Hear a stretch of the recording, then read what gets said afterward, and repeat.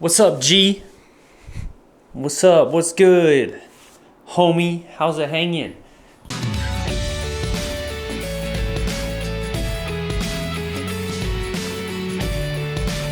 Gideon the Ninth. The Emperor needs necromancy. The ninth necromancer needs a swordsman. Gideon has a sword, some dirty magazines, and no more time for the undead nonsense.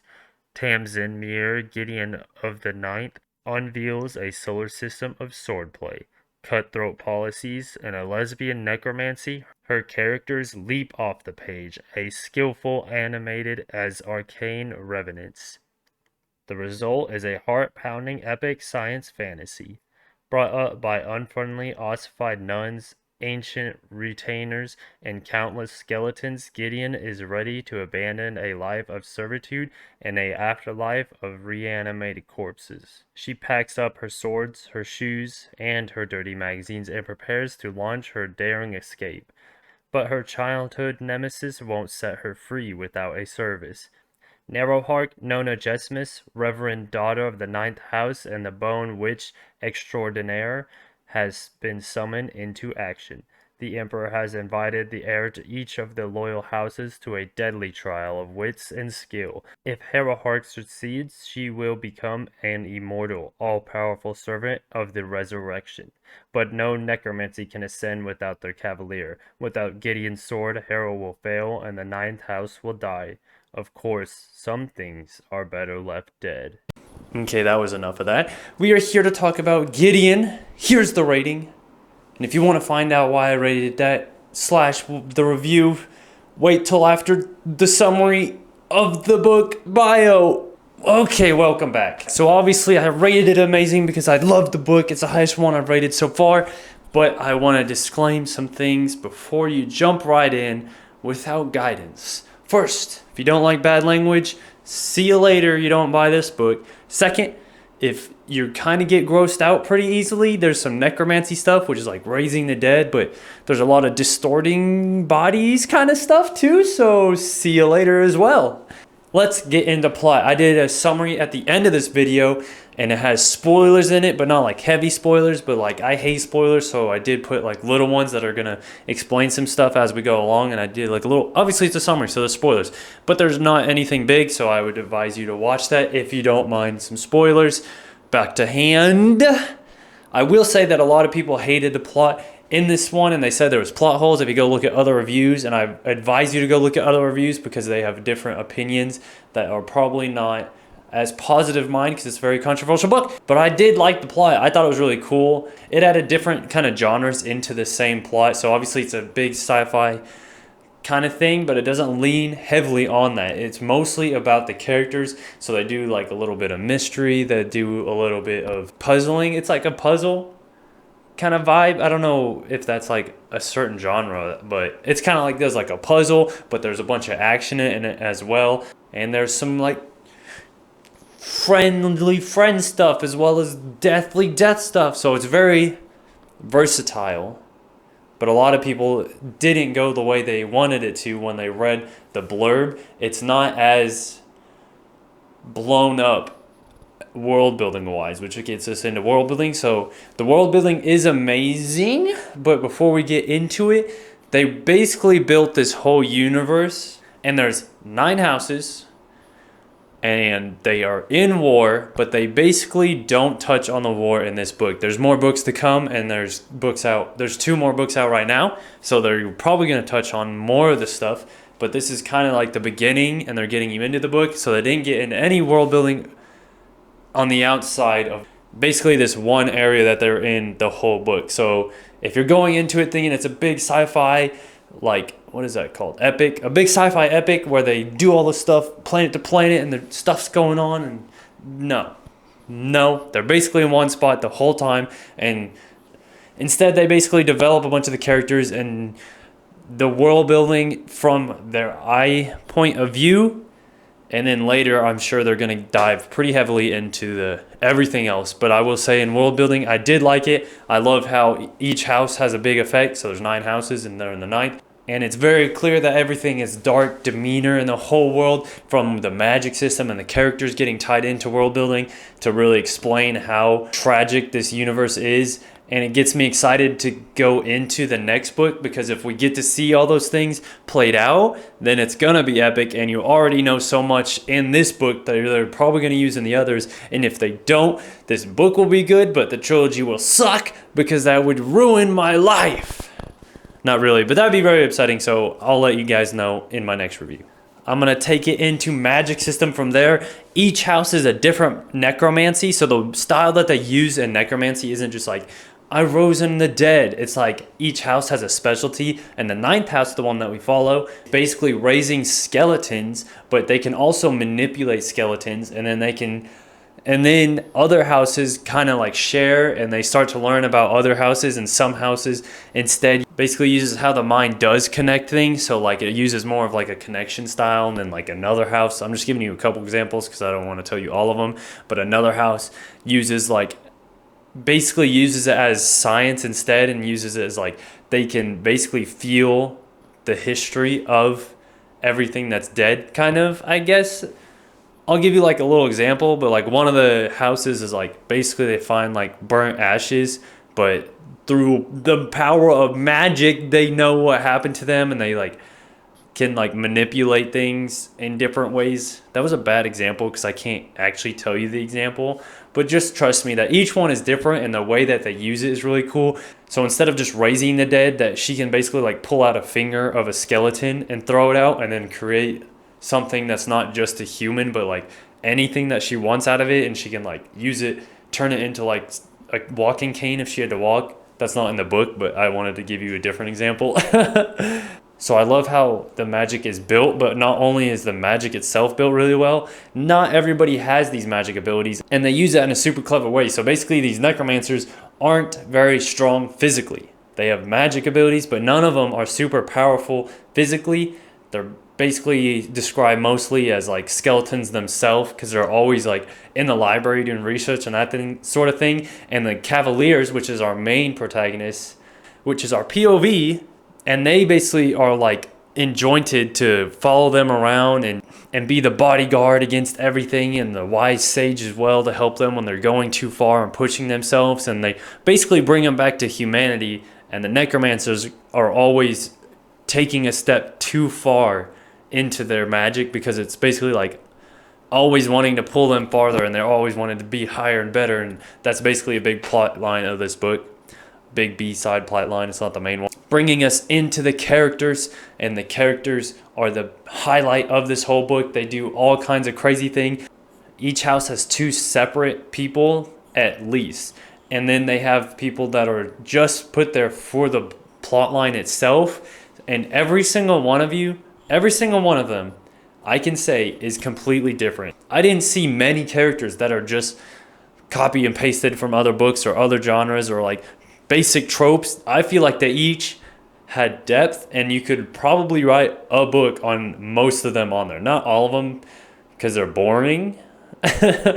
But each one did feel like their own person, and instead of just like copy and paste, it was like you can basically do anything with these characters, and you felt like it was a real person. At least I did, and I love that. It's very hard for me to do that in most books. I'm like, oh, well, they're just there to do this, and that's why they're there. It's like every time you meet someone, it was like, oh, they're a totally feel like a person. Well done. And then the main characters are even better. The two main ones from the ninth work so well together. Their freaking chemistry is amazing. Not always, most of the time, in a bad way, but they work together terribly, but so well in the reading style that I received going into the writing style, which was amazing. And it was which basically relied completely on the protagonist or the POV character. She's super witty and sarcastic, and she throws out language like crazy. She even throws in your mom joke and like related stuff that we do today. And when I hear it, I think it's hilarious. This is one of the only books that I've actually laughed out loud at. In real life, I laugh out loud. For some reason, when I read books, it's like it takes me away from this physical being, and I just kind of feel like I'm mindless physically, but I'm super into it mentally, but I have no expression at all. Like, I don't smile. I don't do anything when I read the book. It's just like, I'm basically a skeleton and I've been raised from necromancy. Yes, I've done it. Yes, I've related to my life. The book. Amazingly done. Anyways, that lame comment aside, this one I was actually working and I had the audiobook in, and then I heard part of it and I laughed out loud, and then then my coworkers thought I was crazy, and I was like, yep, I am. But anyways, I love that aspect. But again, if you don't like this character and you don't like this style and you don't like sarcasm, don't even look at this book, because it relies almost completely on that, and it's just a fun way to be taken through a story, and one that I haven't experienced myself much. So it was cool to see from only one eye point of view that is this kind of style, because usually if they do have this kind of character, they're going to be jumping around, and then they'll jump to it for like sarcastic remarks and like a different perspective, and then they'll jump back to like a more serious. But she was able to do it and make it super real and make it more as like she has a terrible life, so this is a way to cope kind of thing, instead of it just being like annoying, or they just come in to be funny and they had to whatever. Basically, she was able to relate it and use it in every aspect that I liked. So that's why I rated it so well, and I hope you guys do like it. I loved it. I don't have much else to say besides listen to the beginning. Listen or read the beginning so that you get a feel for it. And if you like the beginning, you're basically going to like the whole thing, as long as you like the character. Basically, if you're feeling the current, ride the wave. That doesn't make sense, but that's all. Alright, mate, so this is basically the gist of what's going on in this Gideon the Ninth business, you know what I'm saying? Okay, so Gideon the Ninth is in the 9th house. There's 9 houses total, and let me just give you a little backstory, obviously. About to wear myself out if I keep doing that. Alright, so she's in the 9th and all that, and right at the beginning you realize that she's basically has been enslaved since she was a little child by the necromancer. The necromancers are basically the leaders of all the houses. And not only are they like the leaders, but they have crazy cool powers. Actually, each house has a different power, which makes it even more interesting. It's pretty rad, right? So back to the story, right at the beginning, Gideon, a swordsman, is trying to escape this house. In fact, she's been planning this for a few months now. But before she can even get out of there, she's stopped right at the end. And the 9th house necromancer, aka Harrow, we'll call her that at least, convinces her instead of leaving that she can stay for one last meeting, and if she does, she'll get the freedom she so desires, right? Gideon, the deceptive fool she really is, accepts this and goes to the 9th meeting that most of the time they never have. Well, at this meeting, Harold reads the message from the 1st house. Now, the 1st house basically has the God Emperor, or he's just God Necromancer, basically, saying that he's calling for an audience of each of the top necromancers of each house. And these necromancers basically get a chance to be an elector. Now, an elector is the top necromancy, basically becoming a demigod.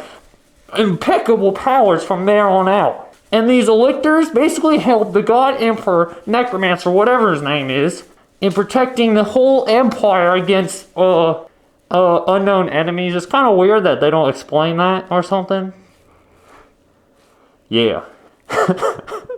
So stupid. But anyways, this puts Harrow in a pickle situation. Because we realize that most of the 9th doesn't exist. There's barely any people there left. Soon to be disclosed, spoiler free, I won't tell you why. But her current cavalier, sidebar, cavaliers are the people that protect the necromancer. They're basically like royalty guards, and they just go around protecting them. They're supposed to be their shield and arms and do anything they say. They're like the little puppy that follows you around, but really good with a little sword. But the cavalier that she does have is no good because she's old. Just so happens that this cavalier they have now was Gideon's trainer and basically master, like a freaking Jedi, you know, and she was the apprentice. Anyways, Harrow's solution is to get Gideon, the one who's trying to escape and hates her, and vice versa. They basically hate each other a lot. She's gonna train her the ways of the Cavaliers and take her in her stead. That way they can keep up appearances and not get shunned by the other houses. Well, that whole like training and stuff goes along well, so that she ends up taking Gideon, the main protagonist we're seeing the eyes through, with her to the first house. Then they get there, stuff happens, they're doing witty comments back and forth. She goes to the first house, they meet all the other 9th houses. She goes back to the first house, right? And then they meet up with all the other 8 houses, right? Well, this is where it gets a little bit more spicy, even though we're a pretty good way in already. So once they meet all the houses, there's this guy named Teach, right? And he decides, and he's basically a preacher of the first house, and he's the one who's making the rules here. Except something interesting happens, and there's only one rule that Teach gives all of the 9 houses to decide how they become elixir. So basically it's a puzzle. But the only rule is to not go into doors they're not permitted in. Well, some stuff happens. I'm going to skip it a little bit because it's only interesting in her voice and not mine. But basically they're trying to collect these keys, all 8 keys. And they're assuming when they do, they'll become an elixir, which makes a lot of sense. So they go along and collect 2, Gideon and Harrowheart, that is. And while this is happening, they're forming relationships with all the other houses. Harrowheart's being a real doo-doo head to Gideon, and Gideon vice versa. It's kind of their whole story, you know. So they're getting along, they're finding new keys. Then Gideon and Harrowheart have to start basically working together, right? Because their feud is really not working for them, right? And they find out that all these puzzles aren't just for Solo. No. It's for Gideon and Harrowheart to do together. Cavalier beside the Necromancer. So as they're working together, Gideon loses her Necromancer. She's been gone a few days. Gideon's doing some things, getting to know the houses and all that, right? But then she gets suspicious and goes looking. And she doesn't find her, but she does find a hidden passageway that one of her keys is to. But before she can enter this passageway, she finds another house sitting at the locked door. But they're not alone. No. They're right next to 2 mangled bodies, and this other house says that Harrowheart is down below, passed out, and he saw her. So she goes down there, they do stuff with the other house, spoiler, and Gideon ends up coming out with the Harrowheart. But as you can probably imagine, this complicates things with all the other houses. It's a bit of a whodunit. Then the story takes a turn to the mystery. Because not only is the 8 houses all trying for the same position, but Teach swears that there's something very evil and very dark in those tunnels. And all these secret passage and doors, you know what I mean? And from there things get so spicy. Right? So spicy, right? Because not only are there those deaths, they just keep on happening, and it's not just the houses. There's some wild and crazy things. And basically from there, you're pretty close to the end, so there's not a lot I can't spoil, right? But basically, I'll say things get crazy, and I did not call them, which is a big plus, because I like to call things, and I tend to do it pretty well, but she does a good job of evading me, you know. She been hopping around, you know, like a buzzing, like a bee, just like I am right now. So I'm going to end it there and let you guys finish that book off and call it a summary, even though I don't tell the end, because I never will, because I am not a butthead. But all I can say in this conclusion is, get the book. That's all. Alright.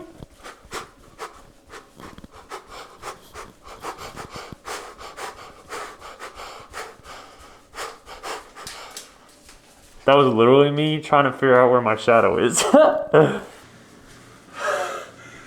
my gosh, dude, why did I do that?